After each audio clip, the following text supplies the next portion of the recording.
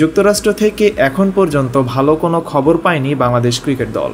বিশ্বকাপের আগে যুক্তরাষ্ট্রের বিপক্ষে 3 ম্যাচ টি-20 সিরিজের প্রথম 2 ম্যাচে হেরেছিল বাংলাদেশ দল।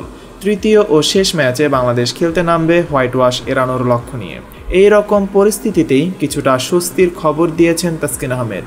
সাইড স্ট্রেনের ইনজুরি থেকে তিনি অনেকটাই সুস্থ হয়ে উঠেছেন বলে আজ মিরপুর শেরেবাংলা স্টেডিয়ামে এক সংবাদ সম্মেলনে জানিয়েছেন প্রধান নির্বাচক গাজী আশরাফ হোসেন। বিশ্বকাপ দলে তাই আর কোনো পরিবর্তন আনার প্রয়োজন হচ্ছে না। আইসিসির নিয়ম অনুযায়ী গতকাল রাতে শেষ হয়েছে বিশ্বকাপ দলে পরিবর্তন আনার শেষ সময়।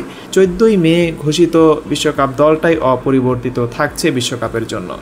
শেরেবাংলা স্টেডিয়ামে বিশ্বকাপের স্কোয়াড নিয়ে কথা বলার সময়ে উপস্থিত সাংবাদিকদের তাসকিন আহমেদ প্রসঙ্গে কিছু কথা বলেছেন প্রধান নির্বাচক।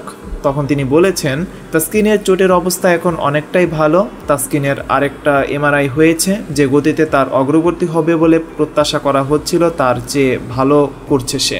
30-31 তারিখের দিকে আরেকবার তাকে দেখা হবে।